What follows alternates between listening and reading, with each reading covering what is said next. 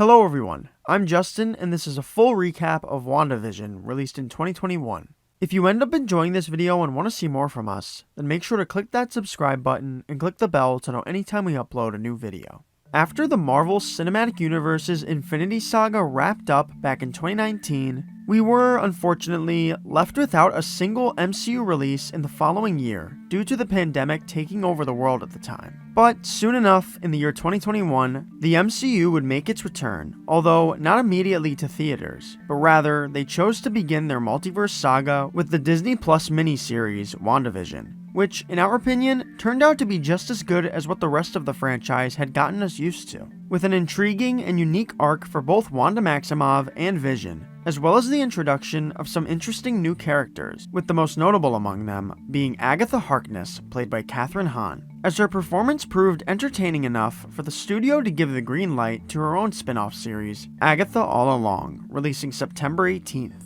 So, ahead of the new series, we've decided to take a look back at the character's last MCU appearance and run down everything that took place. The series opens with a 1950s-style opening credits for what appears to be a sitcom about Wanda Maximoff and Vision called WandaVision, which follows the two lovers as they try to keep their superhuman abilities hidden from the rest of Westview, New Jersey, and live a nice suburban life. The 1950s style of this pilot, though, continues to evolve in the second episode, with it beginning in a more 1960s style before transitioning by the end into the style of sitcoms from the 1970s. And with this transition in styles also comes a transition in the lives of our two protagonists, as Wanda suddenly realizes she's pregnant. This proves not to be a normal pregnancy though, as their doctor, Dr. Nielsen, reveals that she's already in the second trimester. And this pace continues on until eventually, a few hours later, she goes into labor. So Vision rushes out to find Nielsen, while Wanda's soon met at their home by their neighbor Geraldine, there to spread some gossip from work, but she instead ends up having to help Wanda give birth to what turns out to be twins, whom she and Vision decide to name Billy and Tommy. Following their birth,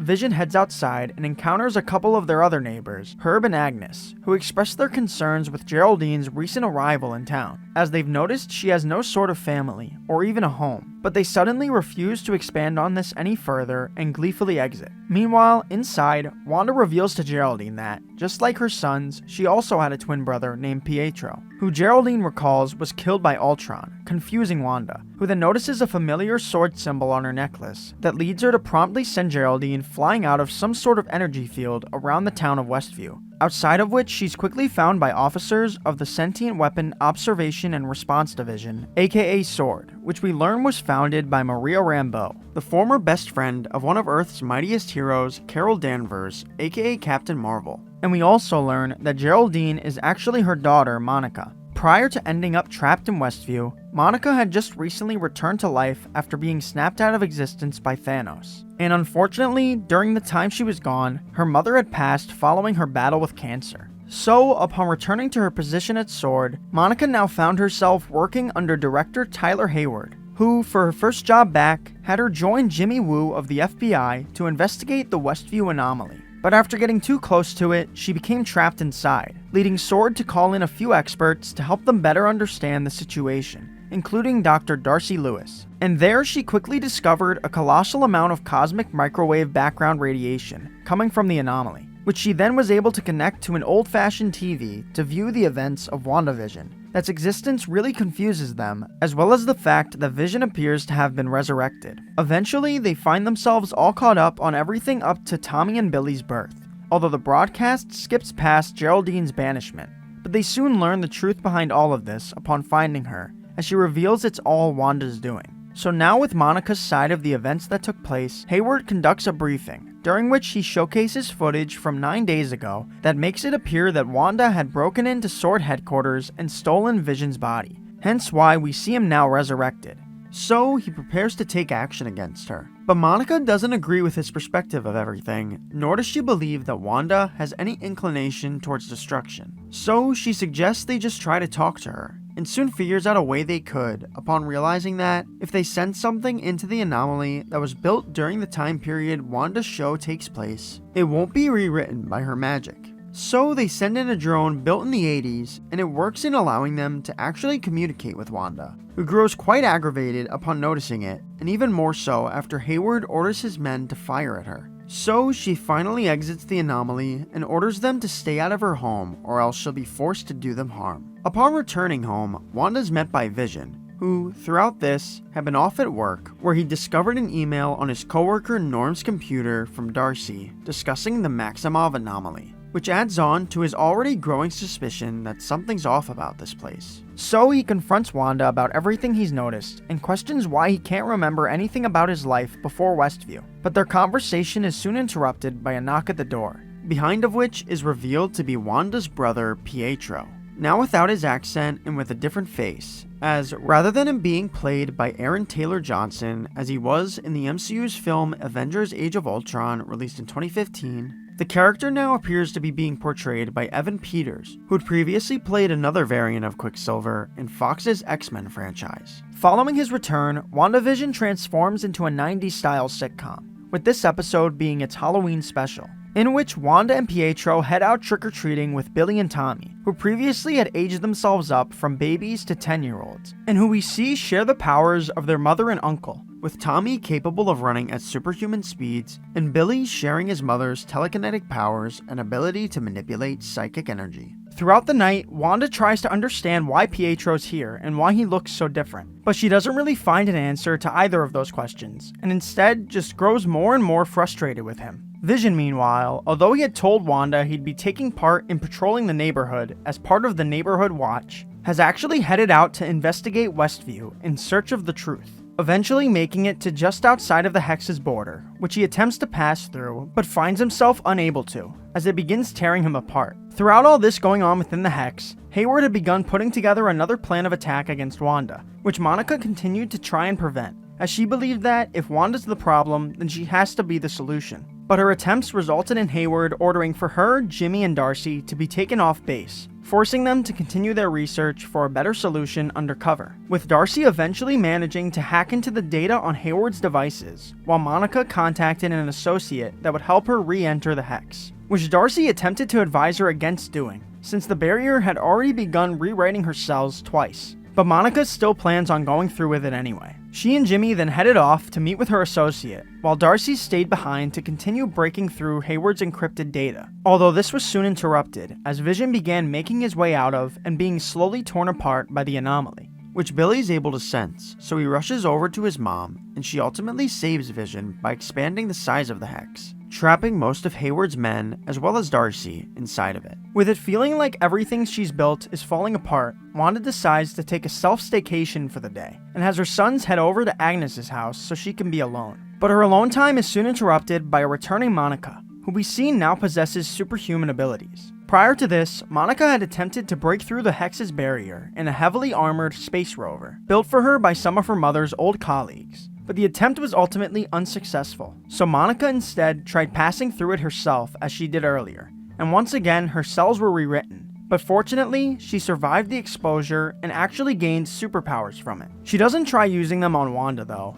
and rather attempts to relate to her, as she understands what it's like to lose the person most important to her. But their discussion is quickly interrupted by Agnes, who takes Wanda with her back to her house. Upon entering though, Wanda's sons are nowhere to be found, so she enters the basement in search of them and is promptly locked inside what appears to be a lair, before Agnes reveals herself to actually be Agatha Harkness, an undercover witch. Back in 1693, Agatha, a member of the Salem Coven, was captured and bound to a wooden post after they learned of her secretly practicing dark magic, forcing them to try and kill her with energy beams. But she was able to reverse the beam's effect back onto and kill them, before then continuing her studies of this dark magic with the use of the Darkhold, also known as the Book of the Damned, which corrupted her mind and gave her nearly unparalleled power. But over 300 years later, she began sensing the magical energy coming from Westview, and discovered power even greater than her own, being wielded by Wanda. So she entered her warped reality to try and learn how she did it,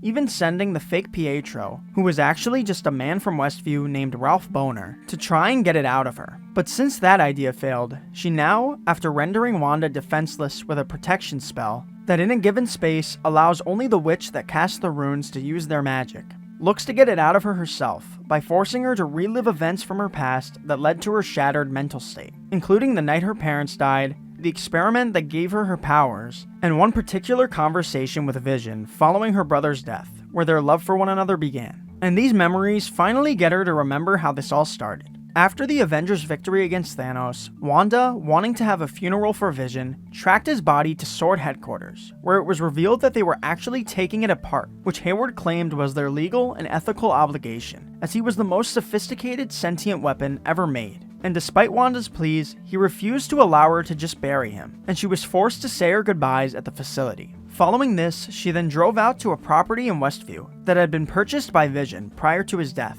with the intention of building a house on it for them to grow old in. And with the realization that she and Vision wouldn't be able to live out this dream life together, she unleashed chaos magic for the first time and created the hex over the town of Westview, as well as recreated her lost lover, Vision. With this revelation, Agatha realizes that Wanda doesn't actually understand the incredible amount of power she possesses, so she looks to take it for herself, goading her into sending energy blasts at her so she can begin absorbing some of it, until Wanda soon takes her out momentarily. This is then followed by the arrival of Vision, although not the one Wanda had recreated, but a rebuilt version put together by Hayward using some of the hex's energy. And this white Vision then attempts to crush Wanda's skull, but fortunately she's saved by her recreated Vision, who throughout this had encountered and broken Darcy free of Wanda's control so she could reveal the truth behind everything, as well as his past in the real world. And so, upon encountering this alternate version of himself, he, after a short brawl, manages to gain the intrigue of the White Vision, as he discusses their very existence and what makes one of them the true Vision. And they eventually conclude that their past memories and experiences are what make them who they are. So Wanda's recreated Vision helps uncover the data being kept from the White Vision and restores his memory, leading him to exit the hex. Wanda, meanwhile, continues to be sought by Agatha for her power, as she believes Wanda is the fabled Scarlet Witch, whom an entire chapter of the Darkhold is dedicated to, and whose destiny is to destroy the world. But Wanda refuses to believe she's a witch, so to prove she's not the hero she thinks she is, Agatha releases the citizens of Westview from Wanda's spell, and forces her to see the torture she's put them through, prompting Wanda to begin taking down the hex's barrier so they can be freed. But she ultimately can't bring herself to completely tear it down, since it will result in her dream family ceasing to exist. In the brief moment the hex was opened though, Hayward and other S.W.O.R.D agents were able to enter the town, but their attempt to attack the Maximoffs is quickly and easily thwarted by Billy and Tommy. So Hayward goes to execute them himself, but he also fails to do so thanks to Monica, leading him to re-enter his vehicle, which is then subsequently rammed into by Darcy in a food truck, leaving him trapped to later be arrested. Wanda, meanwhile, has continued to try and fight off Agatha, but she's unable to launch any attack without her absorbing it. So she seemingly decides to give up and allows Agatha to absorb the remainder of her magic.